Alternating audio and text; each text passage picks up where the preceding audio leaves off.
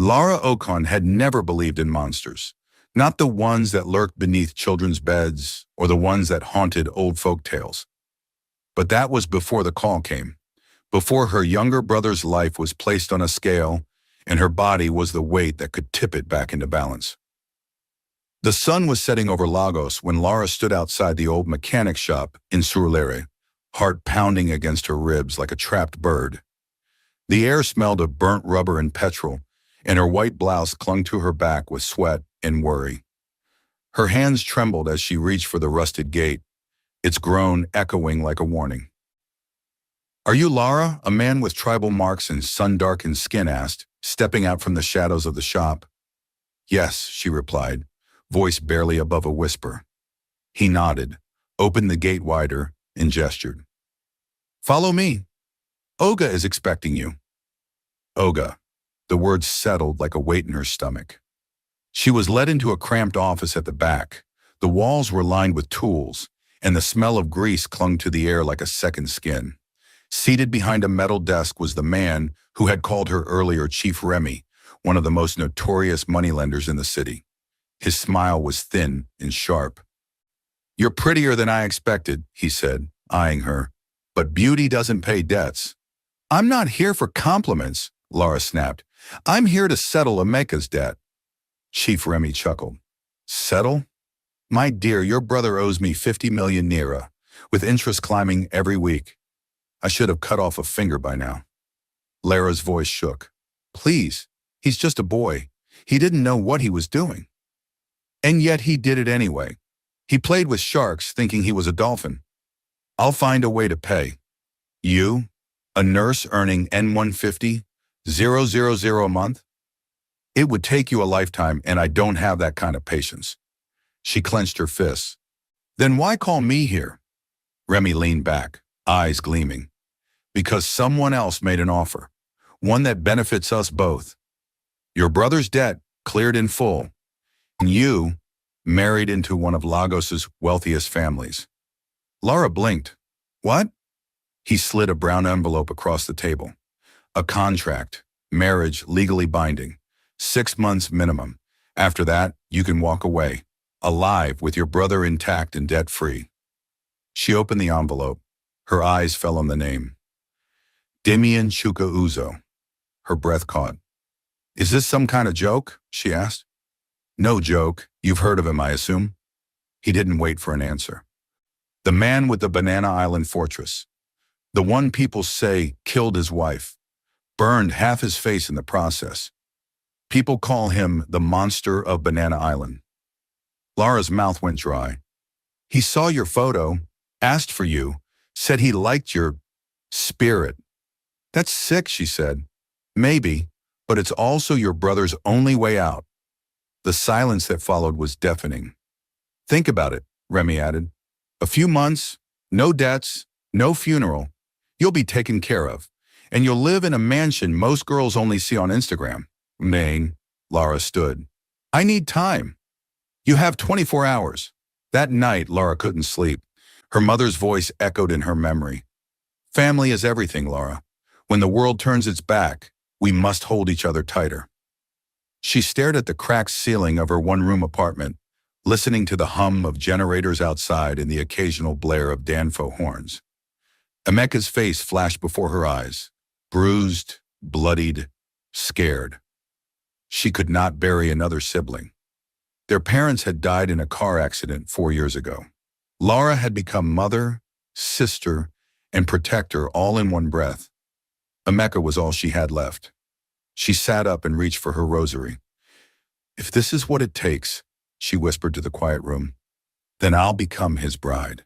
The next afternoon, Lara was driven in a black Mercedes with tinted windows to Banana Island.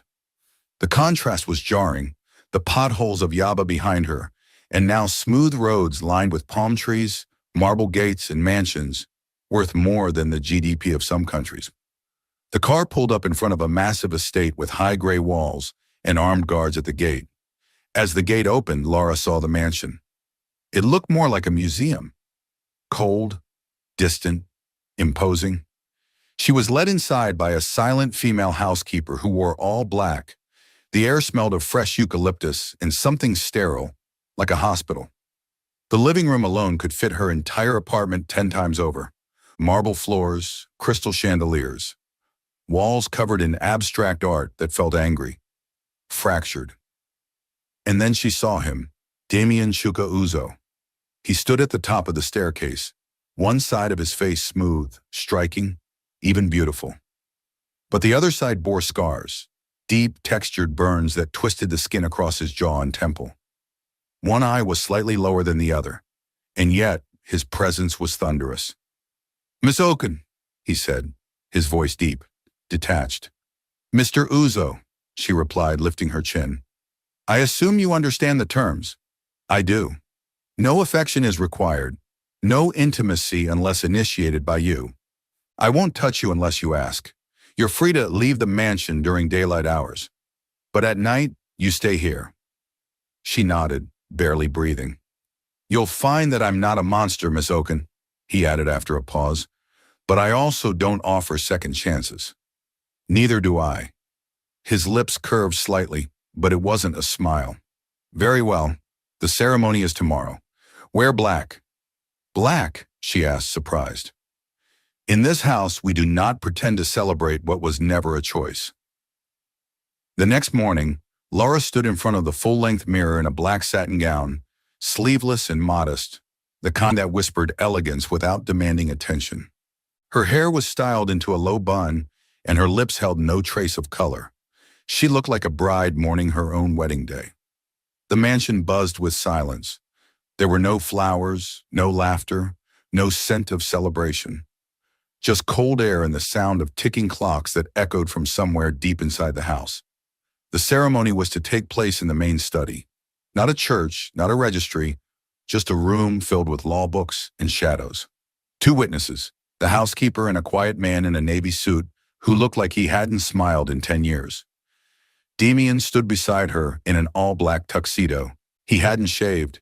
His face bore no expression, no warmth, no pride, not even contempt. Only distance, and that haunting scar. The officiant was a young reverend Lara had never seen before. He didn't ask if either party wanted to say vows. There were no rings, only a pen and 2 signatures. When it was done, Damien looked at her and said, "You may move into the East Wing. Dinner is served at 8 p.m. You're expected to attend. Beyond that, stay out of the West Wing. That side of the house is not yours to explore." Lara nodded once. "Understood."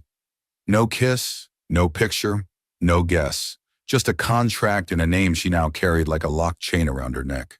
Mrs. Lara Uzo. She followed the housekeeper, Auntie Dora, a stern woman in her 50s, down a hallway lined with ancestral portraits and into a room so large it felt like a hotel suite.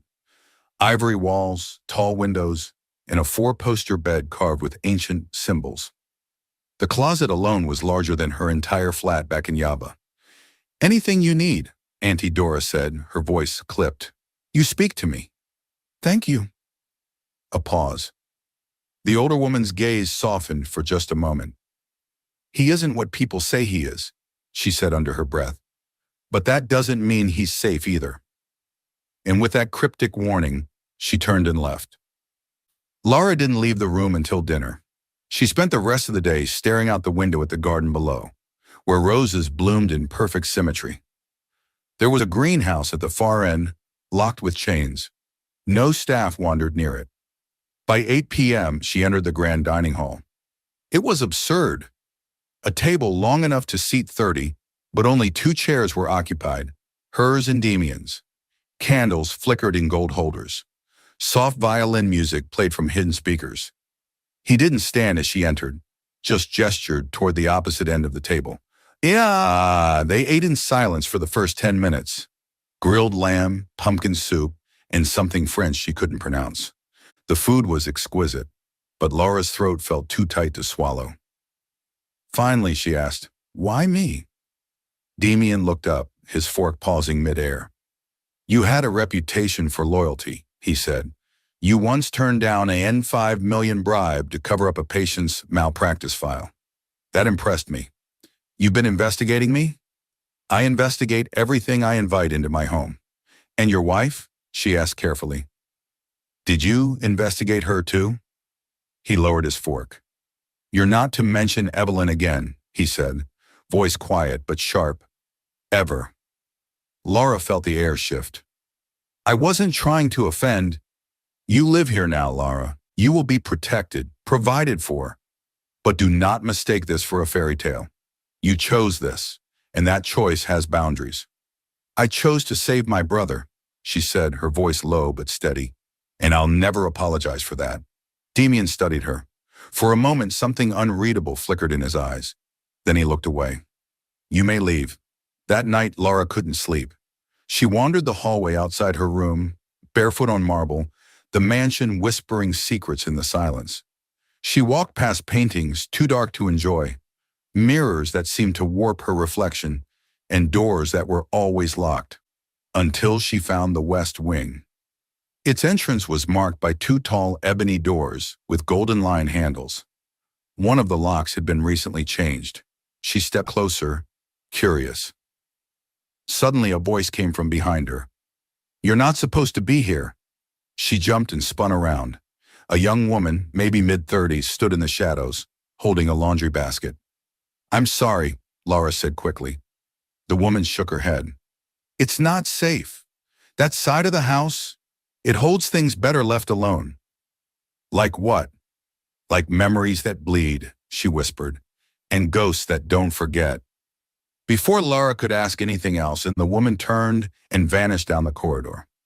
The next morning, Lara awoke to find a single white rose on her nightstand.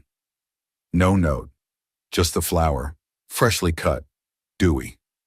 She picked it up slowly, her fingers brushing the soft petals. Demian had told her he didn't want affection, that he didn't expect a wife, only a roommate with a legal ring. But this rose, it felt intentional. She walked to the balcony and looked down into the rose garden. For a moment, she saw a shadow move near the greenhouse. A tall figure, barefoot, bare-armed, standing among the petals as though lost in thought. And then he turned. It was Demian. Their eyes met across the yard, hers wide with questions, his unreadable. He nodded once, and then he walked away. The mansion had a heartbeat of its own. Lara noticed it after her third day as Mrs. Uzo, the way the chandeliers tinkled faintly even when there was no breeze, the way some walls seemed to hum late at night. It was as though the house breathed, groaned, and remembered things its occupants tried to forget. She kept to herself, as expected. She took her breakfast in the small courtyard, away from Demian's presence, and spent her afternoons wandering the East Wing, making mental notes of rooms she hadn't dared enter yet. The West Wing remained locked, but its silence grew louder. It wasn't long before the whispers began. It started with one of the kitchen maids, a timid girl named Ada, who was stacking plates in the pantry when Lara entered unannounced. The girl startled, dropping a porcelain dish. I'm sorry, madam, she gasped, bowing repeatedly. I didn't hear you come in. It's all right, Lara said, helping her pick up the shards. Are you new? Ada shook her head quickly. No, Ma. Been here since Madame Evelyn. Lara froze. Ada looked up and paled instantly. I shouldn't have said that. You can speak freely. I won't report you. The girl hesitated. People don't talk about her. Not aloud, not even Auntie Dora. But why? Because the last person who did, he left and never returned. Lara's brows drew together. What do you mean? I mean, he vanished. Like she did. The plate in Lara's hand slipped slightly. She vanished? She repeated. I thought she died. Ada's mouth trembled, and she leaned in. That's what they say, but no one ever saw her body. No funeral. Just one morning, she was gone. And Olga, he stopped speaking to anyone for months. Locked himself in that West Wing, and when he came out, he was half burned. The fire happened days after she disappeared. No one knows what caused it.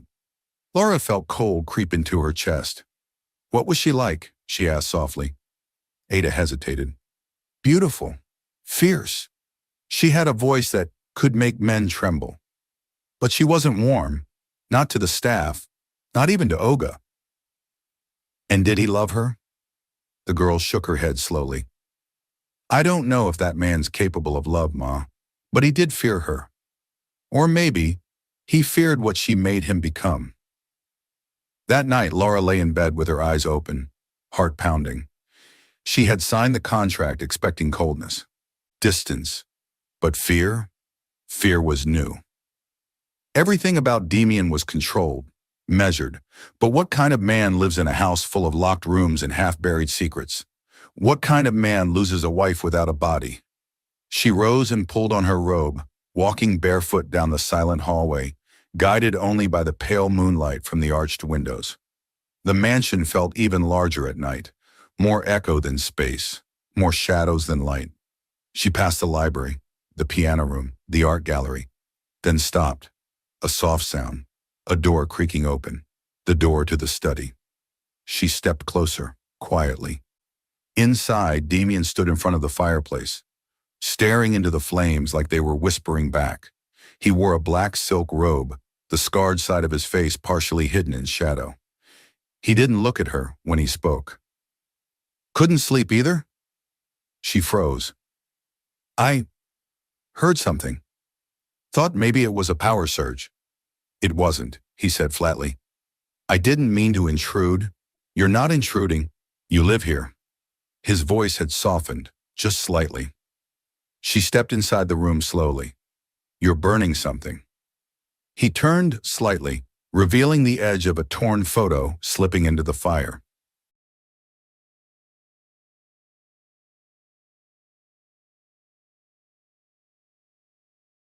Was that her? Silence. Then, yes. You still keep her picture? It's the last one, he replied. The rest are gone. Why did you keep it? Because for a long time I wanted to remember what betrayal looked like. Lara stepped closer. Her heart thundered in her ears. People say you killed her. He turned fully now, meeting her gaze, his expression unreadable. Do you believe them? I don't know you, she said quietly. I want to believe what I see, but sometimes I'm not sure what I'm looking at. His jaw tensed. She left me for someone who wanted my legacy, used me, set a fire that was meant to destroy this house. And me. I survived. She didn't. Her lips parted. So you did find her body? No, he said. She vanished into smoke, and with her went the man I used to be. A beat passed. Do you still see her? She asked. Every night. The next day, Lara found herself wandering again. This time, she ended up in the garden. The gardener, a hunched man named Jacob, was pruning the hedges near the greenhouse when she walked past.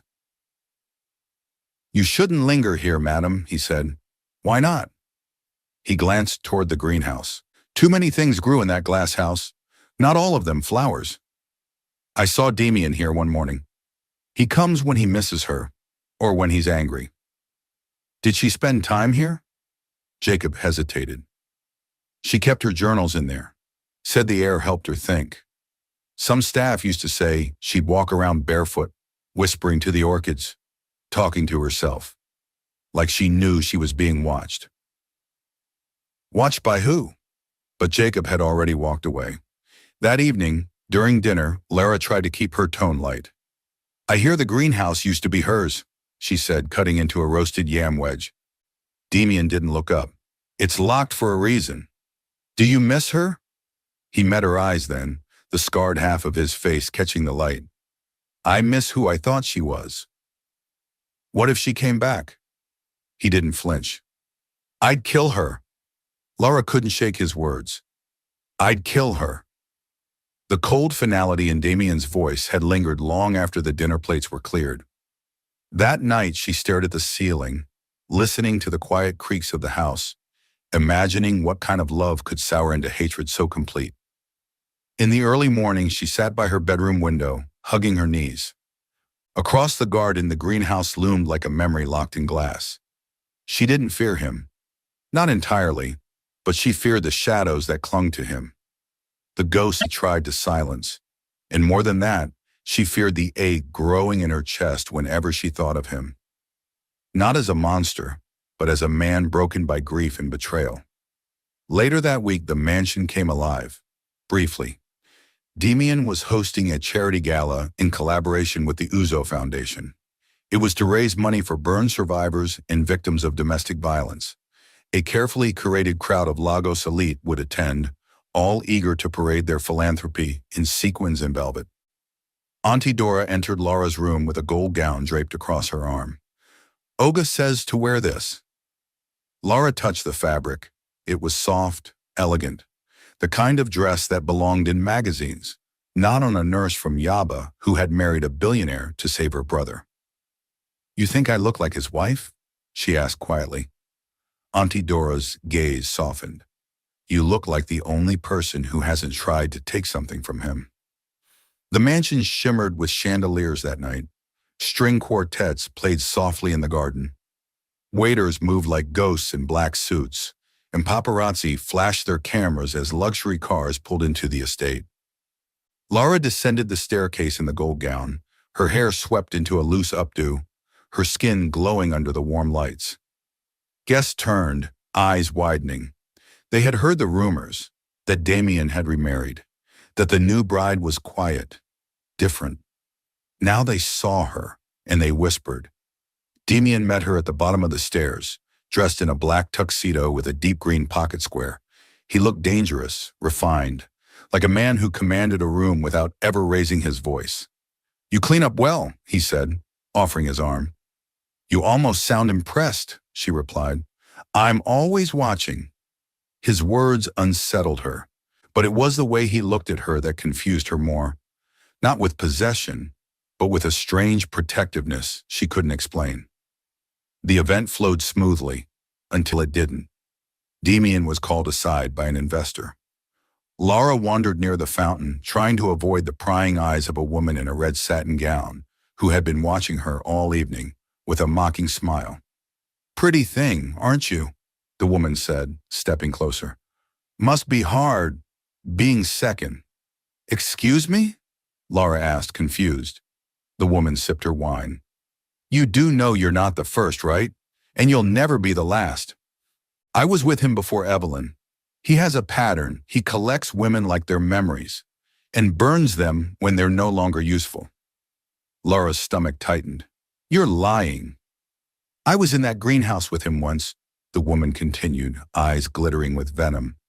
"He kissed me where the orchids bloom, told me he'd never loved anyone the way he loved me, and then he left me for a girl with prettier lies." Lara's voice was tight. "You should leave." "Oh, honey," she said with a smirk. "You'll wish you had." Lara walked away, her breath uneven, the words clawing at her chest. She was heading back toward the main hall when she felt a hand grip her arm, too tightly. She spun around. A man in a gray suit, one she didn't recognize, was smirking down at her. "Hey, you must be the new bride," he slurred. He reeked of gin and entitlement. "I heard he picked you from the gutter. Did he fix you yet?" "Let go of me," Lara hissed, struggling against him. He leaned closer. "I wonder if you taste like pity." Suddenly he was gone. Demian had slammed him against the stone pillar with one brutal movement. His hand gripped the man's throat, his eyes dark with fury. "If you touch her again," he said in a low, violent whisper, "I will break every bone in your body and feed them to my dogs." The man gasped, clawing at Demian's arm. Lara placed a trembling hand on Demian's shoulder. "Demian, stop! Please!" He hesitated, then dropped the man, who collapsed to the ground, gasping. Demian turned to her, his chest heaving. "You're bleeding," she said, noticing the red scrape on his knuckles. He looked down, then back at her. For a moment he seemed disoriented, like something had snapped inside him and hadn't returned. She took his hand gently. "Come with me." They walked silently back into the mansion, past the murmuring guests and stunned staff. She led him into the sitting room, grabbing a first aid kit from the drawer. Until he sat on the edge of the couch, tense, watching her. "You didn't have to do that," she whispered, as she dabbed his knuckles with antiseptic. "He touched you," he said. "He insulted me. That's different. No, he said. It's not. She looked up. His face was unreadable, but his eyes were wild. Why do you care? She asked. He didn't answer immediately. Then in a voice so quiet it cracked. Because you don't see me the way they do. Her hands stilled. You look at me like I'm human, he continued, and it's the one thing I don't know how to live with. A silence bloomed between them, honest, intimate. I used to think strength meant being in control all the time, he said, but the strongest I've ever felt was when I admitted I needed you. Lara stared at him. I don't want to control you, he added. I don't want to own you or tie you down. I just want the honor of walking beside you. She swallowed hard. She didn't say anything, just wrapped his hand gently in bandage and pressed her palm over his. Neither of them moved. For the first time since she entered the mansion, Lara didn't feel like a prisoner. She felt seen. The morning after the gala, the mansion was unusually quiet. Even the staff moved slower, as if reluctant to disturb the echo of what had happened. The incident with the drunken man hadn't made the tabloids. Damien's PR team had done their job well. But Lara could feel the shift in the air. Damien had not appeared at breakfast. His absence felt heavier than his presence ever had. Lara wandered through the East Wing after her meal, her mind buzzing with questions. Why did he react so violently? What was it about her that pulled the humanity out of a man everyone called a monster? She paused at a hallway she rarely entered. Something pulled her forward. She walked past a series of doors until she found one that stood out, not for its size, but for its color. A deep, wine-red door. The doorknob was cool under her hand and, surprisingly, unlocked. She hesitated, then pushed.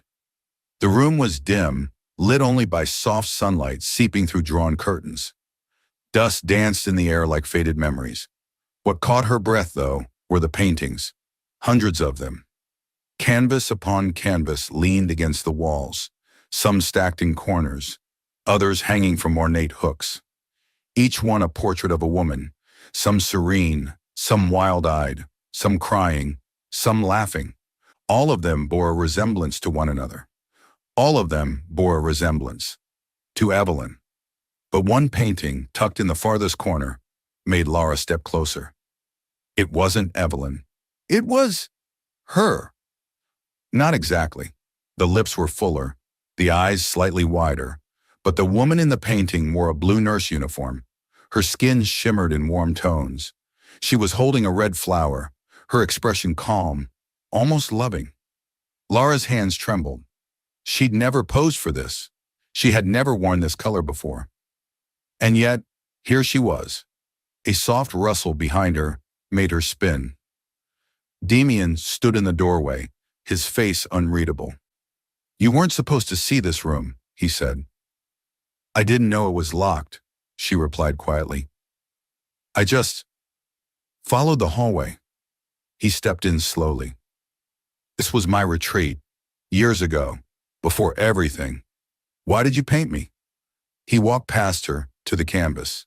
His fingers brushed the frame. I didn't, he said, not consciously.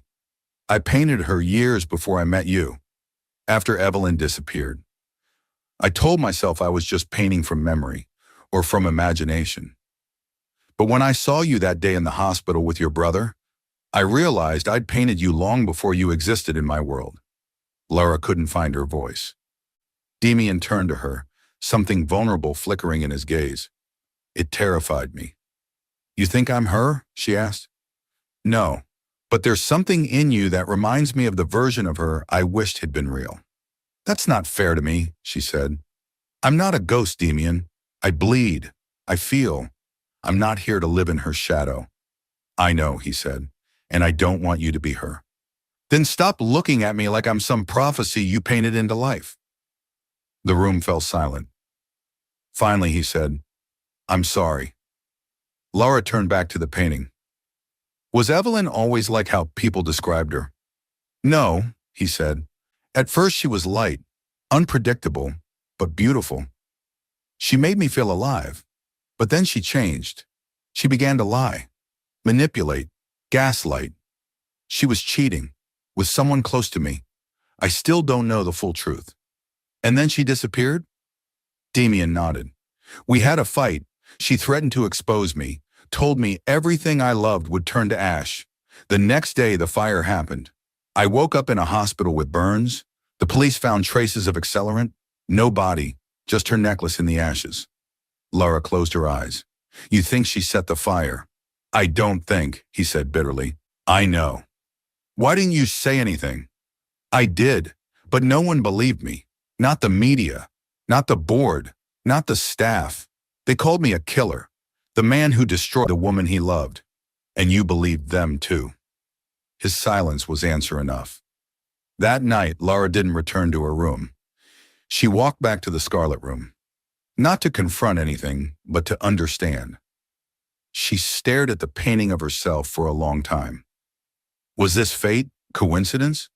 Or had Damien manifested her, dreamed her into existence before either of them had met?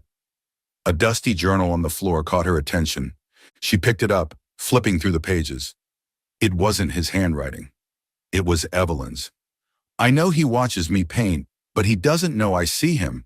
He thinks I don't notice the way he stares at my reflection in the glass. I can feel him slipping, becoming someone else. Lara read more. I told him tonight I'd be gone soon. He didn't believe me. He will, when the flames come. She slammed the journal shut, her pulse racing. He wasn't lying. Evelyn had planned it. She had written it. And yet, what had pushed her to that point? The woman in the journal sounded disturbed, but also desperate, like someone crying out before she vanished. Lara returned the journal to its spot, then sat beside the painting. She didn't notice how long she stayed there. The night bled into early morning, and when she finally stood, a blanket had been laid over her shoulders. She looked up to see Damien at the door. He didn't speak. He only nodded once before turning away. And for the first time, Lara didn't feel like a stranger in the mansion. She felt like someone he had finally let in. The storm came without warning. One moment, the sky was a lazy gray. The next, thunder cracked through Banana Island like a warning shot. Rain poured in thick, furious waves, turning the garden paths to glistening rivers and painting the windows with streaks of water. Lara was curled up in the library with a novel she hadn't touched in 2 days, her mind still stuck in Evelyn's journal. The words haunted her. He thinks I don't notice. I told him I'd be gone soon. The lightning outside illuminated the grand shelves and flickers. The house creaked and groaned with the wind. A loud thud echoed from the east corridor. Lara stood immediately.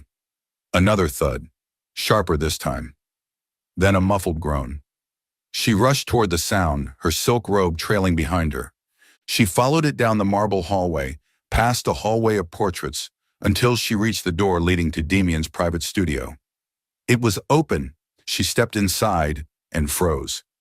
Damien was on the floor, shirtless, one hand gripping the edge of the desk, blood dripping from his temple. Shards of broken glass glittered on the floor near an overturned bottle of scotch. Damien, she gasped, running to his side. Leave, he growled, trying to push her away. Stop it, she said firmly, grabbing a towel from the shelf. You're hurt. I said leave. You're bleeding and drunk, so unless you plan to bleed out on your Italian rug, shut up and let me help you. Something in her tone halted him. He let out a bitter laugh, then winced. She gently pressed the towel to the cut. What happened? She asked. I read her letter, the one she left behind before the fire. I kept it locked away all this time. Thought if I didn't read it, I could control the story. He winced again as she cleaned the wound. She noticed the tremble in his hand. She blamed me, Lara, said I turned her into someone unrecognizable. That's not fair. She made her choices. He looked up at her then, and his voice cracked. What if I did destroy her? What if every woman I touch ends up broken? Lara's eyes filled with tears. Then let me be the one to prove you wrong, she whispered. His breath caught. In that moment, everything shifted. Not because of the blood or the storm or the memories. but because for the first time Damien didn't push her away. He let her stay. She helped him to his bed. He sat on the edge, silent, his head in his hands. "Take off your robe," he said suddenly. Lara stiffened. "What?" "Not like that," he said, his voice tired. "It's soaked. You'll get sick. There's a sweater in the closet." She hesitated, then nodded, walking over to grab the warm gray knit sweater and slipping it over her nightdress. When she turned, Damien was lying back against the pillows, eyes closed, face paler than usual. She approached carefully. "You should sleep. I haven't slept without nightmares in years. Do you want me to stay?" He didn't answer. So she sat on the floor beside the bed, folding a blanket over her knees. She could hear the rhythm of his breath. Slower now. Deeper. She reached up and placed her hand gently over his. "I'm not her," she whispered. "And you're not a monster." For a moment, nothing. Then he gripped her fingers. Just barely. But it was enough. When Lara woke, it was still dark, but the storm had passed, and the silence that followed was softer than usual. She sat up, stiff from the floor. Damien was still asleep, peaceful for once. His brow wasn't furrowed, his jaw wasn't clenched. She watched him for a long time. The scar didn't frighten her anymore. In fact, it told a story she now understood. Pain etched into flesh. Memories that refused to fade. But beneath all that, she saw something else. A man fighting to be more than his past. She stood to leave but stopped when his voice broke the silence. "Stay." She turned. He hadn't opened his eyes. "You don't have to sleep on the floor," he murmured. She nodded, walked over, and slipped beneath the covers beside him, careful to keep her body turned slightly away. But moments later, he shifted, his arms sliding around her waist, his forehead resting gently against her back. Lara didn't move. Because this wasn't about sex or ownership. This was about surrender. About a man who had been sleeping beside shadows for years and now wanted something human, something kind to hold. She reached back and touched his hand. And in the dark, they both exhaled for the first time in what felt like forever. The next morning, sunlight poured into the room like gold. Damien was gone when Lara woke, but there was a note on the pillow beside her. "I didn't dream about her last night. I dreamt of rain and fire, but this time I wasn't afraid. Thank you." Her chest tightened. She clutched the note to her heart. It wasn't love, not yet. But it was the beginning of something deeper. Something real. And that scared her more than anything else. The days after the storm passed gently, like fog lifting after a long rain. There were no grand confessions, no declarations of love, but something between Damien and Lara had quietly shifted. Their conversations were warmer, his voice softer, and while he still spent hours locked in his studio or pacing the gardens alone, he no longer seemed unreachable. That morning, Lara took her tea in the greenhouse. The chains that once sealed it had been removed. "I thought you said this place was locked for a reason," she had said when Damien gave her the key 2 nights ago. He looked at her and said simply, "I trust you." Now, surrounded by orchids and white lilies, the air heavy with the scent of damp soil and blooming secrets, Lara sat on a bench beside a row of wild roses. She wore a simple cotton dress and sandals, her hair braided into a loose crown. As she watched a butterfly flutter from petal to petal, a glint of something buried beneath a rose bush caught her eye. She bent down. Something was lodged in the dirt. Gently, she brushed the soil away until her fingers closed around a small silver locket, tarnished with age. She opened it. Inside was a photo, blurry and old, but unmistakably Evelyn. And beside it, a folded piece of paper, brittle with time. Lara unfolded it with trembling fingers. It wasn't a letter. It was a page torn from a journal. The handwriting was Evelyn's. "If this is ever found, it means someone dared to dig. Good. They should know the truth. He wasn't always the monster. I made him one." Lara's blood ran cold. She read the words again. and again. I made him one. Later that evening, she returned to the Scarlet Room, holding the locket in her palm like a relic. The rain had started again, soft this time like a lullaby, and the house was still. She sat beside Damien's self-portrait of her and stared at it, letting the silence soak her bones. So many versions of Evelyn lived in this mansion. The seductive mistress, the betrayed wife, the cruel manipulator, the lost soul. But this, the journal, the locket, the truth scrawled in her own hand, was the first version that aligned with what Lara had begun to feel in her bones. Damien hadn't killed Evelyn. She had destroyed herself. And him. Later that night, Damien found Lara on the balcony, arms folded over the railing, hair wild from the wind. He walked to her side, quiet. "Why didn't you destroy this place?" she asked without looking at him. "Every corner of this house holds pieces of her." He didn't answer right away. "I thought if I lived with the ghosts," he said, "I could stop them from haunting me." Lara turned to face him. "I found something," she whispered. She handed him the locket. His hands trembled as he opened it. He read the note, and for a long while he said nothing. Only when he looked up, eyes glassy, voice hollow, did he speak. "She knew she was breaking me," he murmured, "and she didn't care." "She didn't just break you," Lara said gently. "She buried the man you were beneath lies and shame. But you're still here." Damien's throat bobbed. "I don't know who I am anymore." "You're someone trying," she said. "That's more than most." He reached for her hand and held it to his chest. His heartbeat was fast, alive, real. "I need to show you something," he said.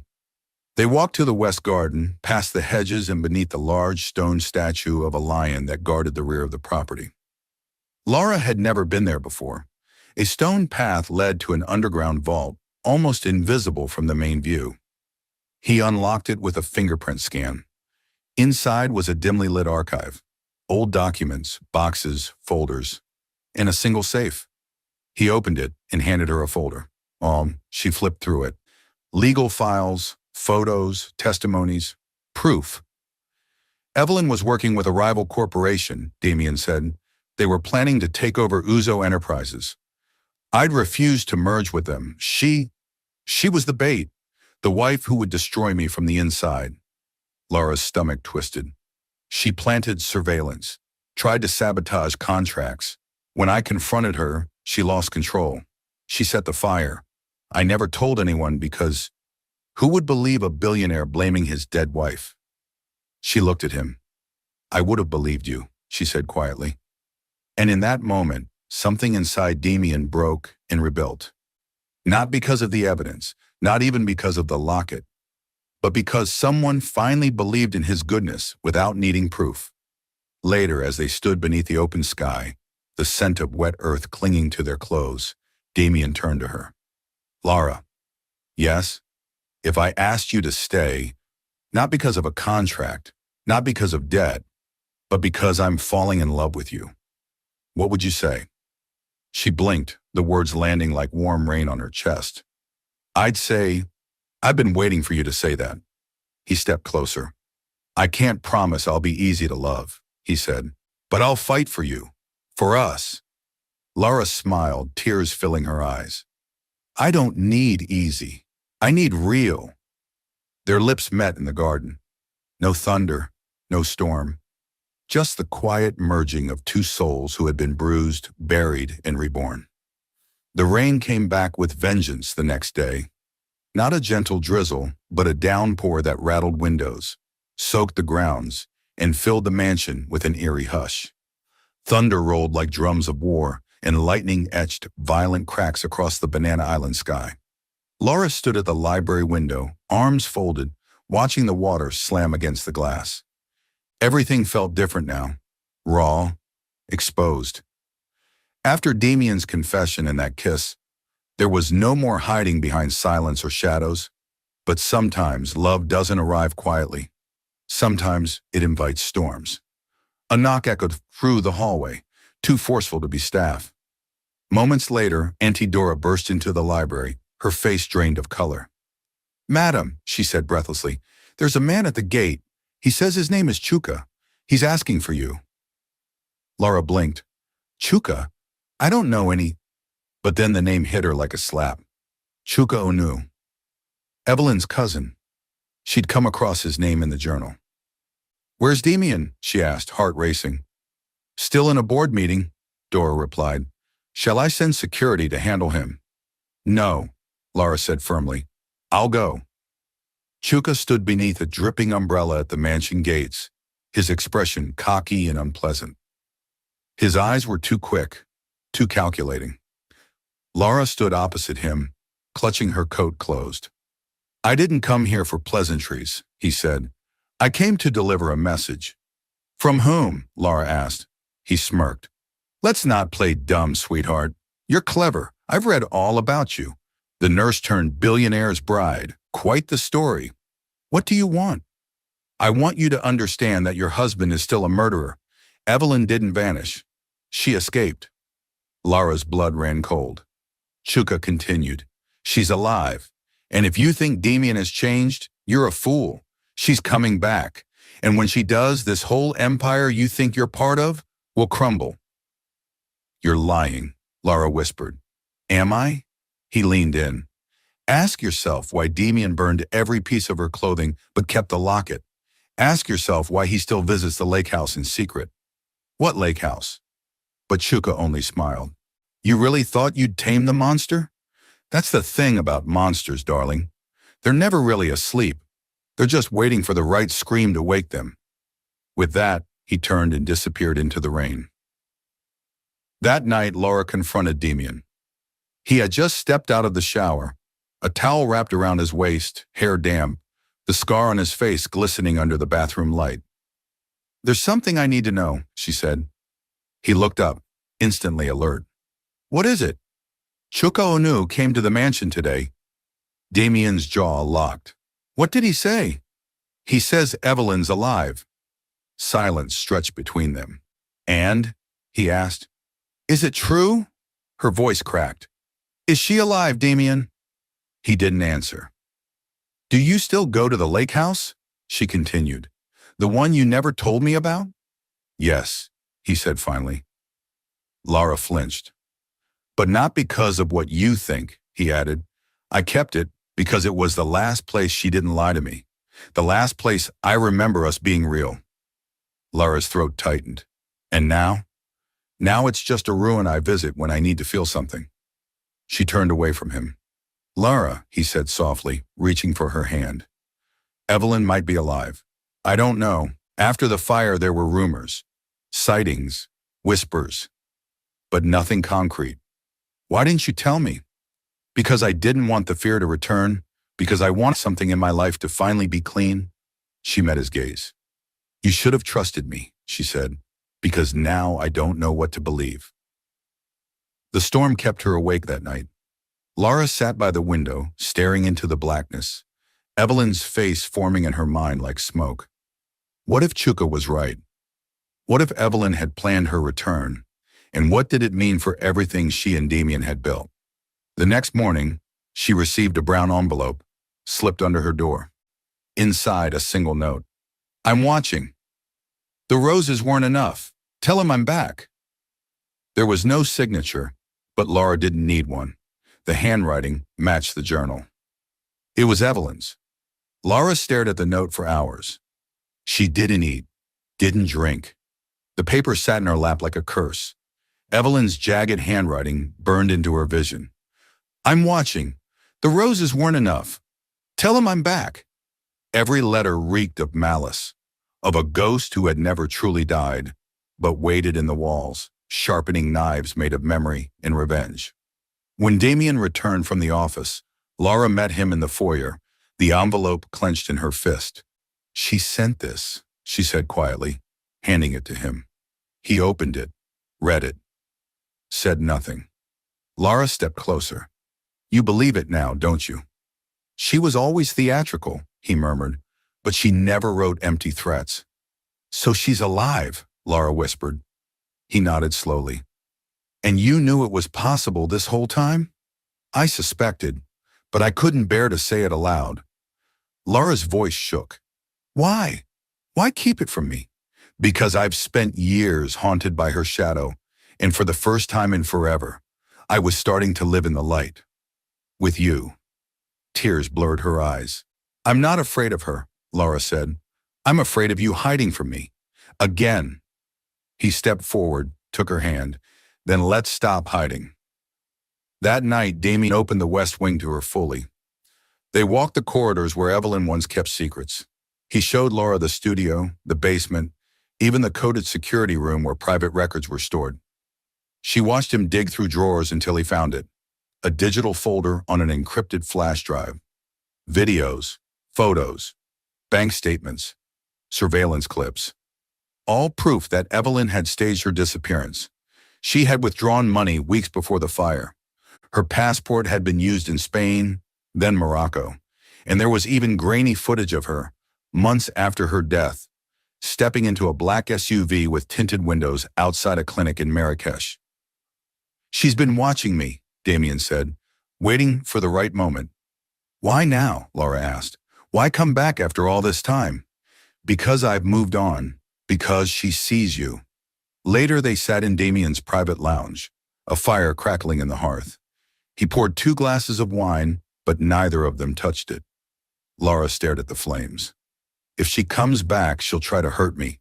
She won't get near you, he said. She already has. He looked at her, pain flickering in his eyes. I'm not going to run, she said softly. Damien stiffened. I thought you would, he murmured. I wanted to, she admitted. I was halfway packed this morning. But I realized if I leave, I'm letting her win, and I'm betraying everything we've built. He stared at her for a long time. Then without a word, he dropped to his knees in front of her. I don't deserve this, he said, voice hoarse. But I want it. I want you. And if standing between you and danger is what it takes, I'll do it until my last breath. Lara cupped his face in her hands, her thumbs grazing the edges of his scar. You don't need to earn me, Damien. You just need to be honest with me. He nodded, eyes glassy. I promise. She leaned in.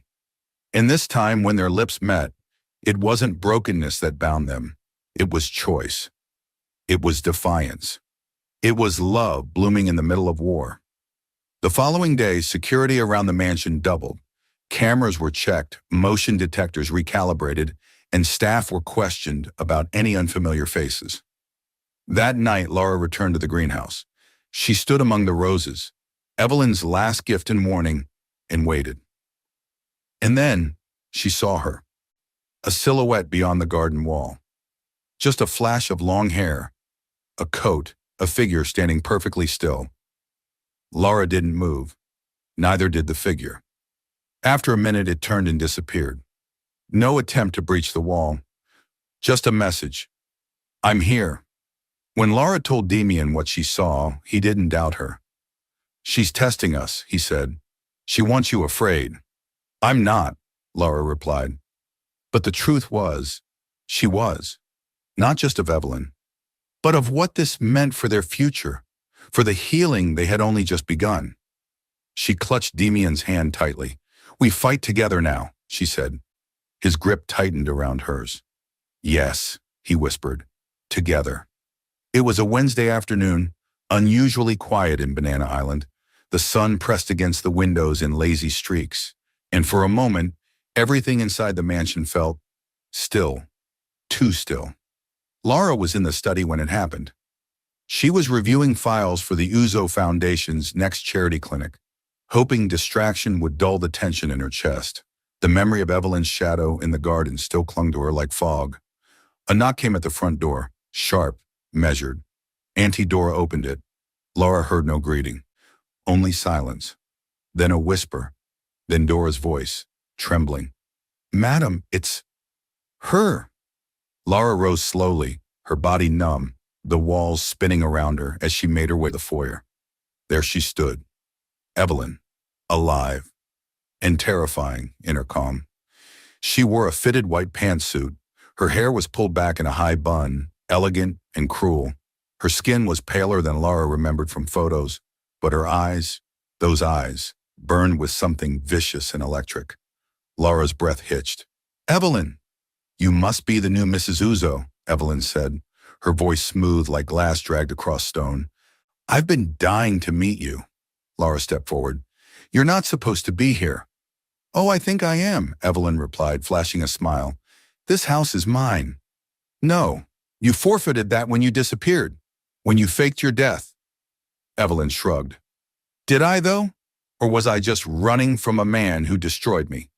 "You tried to destroy him first," Lara snapped. Evelyn's eyes flared. "And what has he told you? That I was cruel? That I set the fire?" "You admitted it in your journal." Evelyn tilted her head. "Oh, darling, journals are just stories we tell ourselves. Doesn't mean they're true." Damien's voice boomed from the stairway. "Enough." Both women turned. He descended the stairs slowly, but every step carried weight. "You don't belong here, Evelyn," he said. She laughed softly. "You used to beg me to come back." "That was before I learned who you really were." "Was it?" she replied, stepping closer. "Or is that just what you need to believe, so you can sleep beside your new nurse-turned-saint?" Damien's jaw tightened. "Why are you here?" "To collect what's mine," she said. "I want my share of Uzo Enterprises. The house, the foundation, everything you owe me." "You're legally dead," he said coldly. "You're owed nothing." "I'm very much alive," she smiled, stepping closer to Lara. "And the press will be thrilled to know just how alive I am, especially when they find out who's been funding your precious charity events with laundered accounts." Lara stepped in front of her, fury vibrating through her bones. "You want to burn everything down again?" she said. "Go ahead, but this time Damien's not alone, and I'm not afraid of you." Evelyn leaned in, her voice low. "Oh, honey, everyone's afraid of me. They just pretend they're not. That's how I win." And then without another word, she turned and walked out. The next 24 hours moved like a storm. Evelyn's reappearance triggered a legal and PR emergency. Within hours, rumors swirled across Lagos. The ghost wife returns, the billionaire lied, the mansion hides murder. Damien's company stocks dipped, investors panicked, board members called emergency meetings. Inside the mansion, Lara stood her ground. She met with lawyers, held calls with foundation sponsors, stood beside Damien through every chaotic hour. He didn't ask her to stay. She just did. One night, as Damien stared blankly at his office wall, Lara entered quietly and sat beside him. "You're not losing everything," she said. "You're rebuilding it, with the truth this time." "I thought I could outrun her," he whispered, "but she was always 3 steps ahead." "She came back for war," Lara said, "but she didn't expect you to have someone standing beside you." He turned to her. "I don't know how to thank you." She smiled. "Then don't. Just fight. Not with silence, but with truth." A week later, Evelyn was found dead. A car crash on the Lagos-Ibadan expressway. Speeding, no brakes. Her body was identified by dental records. No foul play, just reckless driving. Or maybe fate finally caught up to her. When the news reached the mansion, Damien didn't speak. He simply walked to the rose garden and stood in the rain for hours, staring at the flowers Evelyn once planted, the ones she later used to mock them. Lara joined him quietly, slipping her hand into his. "She's gone," he said, voice hollow, "but it still doesn't feel like peace." "Because peace isn't silence," Lara replied. "It's what you build in the silence." He looked at her, eyes full of grief, gratitude, and something else, hope. He kissed her forehead, and for the first time in years, the monster faded. It had been 2 months since Evelyn's death, 2 months since her name stopped haunting headlines, since the gates of the Uzo mansion remained closed to reporters and whispers, since Damien and Lara began rebuilding, brick by painful brick, the fragile thing they once thought impossible, a real life. The legal storms had passed, the company had stabilized. Damien gave a single, powerful press conference. No tears, no theatrics, just truth. He admitted he had loved a woman who broke him. That silence had cost him everything. That healing began when he stopped pretending monsters only lived in the dark. People listened. More importantly, people forgave. And for the first time in years, Damien forgave himself. Lara stood in the middle of the West Wing one morning, dressed in a soft yellow sundress, sunlight flooding through the wide windows. The room had changed. It no longer held portraits of Evelyn or broken memories. The walls had been repainted, the heavy red drapes replaced with airy whites. In the center of the room now hung a single canvas, a new portrait. It was Lara. But this one was different from the secret painting Damien had created before they met. This Lara smiled. Her eyes were alive, her shoulders strong, her beauty not ethereal, but rooted. A woman who had walked through fire and decided to bloom anyway. Damien stepped in behind her, quietly. "You like it?" he asked. She turned to face him, smiling. "I love it. It's the first time I've painted with peace," he said. Every brush stroke was like learning to breathe again. They stood there, silent for a moment. Then he reached into his pocket, pulled out a small velvet box. "Wait," she said, breath-catching. "We're already married." "That wasn't a real marriage," he replied softly. "That was desperation in a contract." He opened the box. Inside was a simple gold band engraved with the word chosen. "This time," he said, "I want you to marry me for love. Not because of your brother, not because of your fear, but because you choose me, monster, scars, and all." Tears filled her eyes. She didn't hesitate. "I do," she whispered. He slipped the ring onto her finger. "I do too," he said. The second wedding was private. No photographers, no press, just 10 people. Friends, a few staff, and Auntie Dora who cried the loudest. Lara wore a white silk gown with a soft train that shimmered like moonlight. Her hair was curled and pinned with a rose Damien had picked from the greenhouse. He wore a navy blue suit, crisp and timeless. They married in the rose garden, right where Evelyn had once watched them from the shadows. Now there were no ghosts, just sunlight, just wind, just love. As Damien read his vows, his voice trembled. "I once believed I would never be loved without being feared," he said. "Then you came in, angry, brave, uninvited, and loved me anyway." Lara smiled through her tears. "You weren't a monster," she replied. "You were a man waiting for someone to look closely enough and not flinch." Later that evening, they danced alone in the sitting room. No music, no audience, just two people swaying beneath the chandelier, barefoot, laughing softly. "You know what I realized?" Lara murmured against his chest. "What?" "You've never called me darling, or baby, or even love." He pulled back, grinning. "You want pet names now?" "I want whatever comes naturally." He tucked a curl behind her ear. "All right then, my heart." She blinked. "That's what you are," he said. "My heart, the only part of me that still beats." She kissed him, slow and certain. And in that moment, every door in that mansion, the locked ones, the haunted ones, even the ones buried in his soul, opened. Because Lara had not just married the monster, she had freed the man inside. 1 year later, the mansion no longer whispered. It sang. Laughter echoed down its marble halls. Real, unforced. Music played in the garden.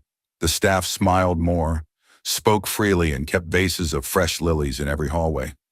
The once haunted greenhouse was now a sanctuary of orchids and sunflowers, carefully nurtured by Lara herself. The monster was gone. And in his place stood a man who had finally come home to himself. Damien Uzo. The rose garden was in full bloom that morning. Birds flitted from tree to tree. The sky stretched wide and cloudless over Banana Island. Lara sat on a bench beneath the archway, dressed in a simple white linen dress, her belly round beneath the fabric. One hand rested gently over it, the other holding a book she'd been trying to read for an hour. She couldn't focus, because the baby was moving again, kicking lightly, as if reminding her that life didn't pause for perfect moments. "You're restless," she whispered, rubbing her belly. "Just like your father." "I heard that."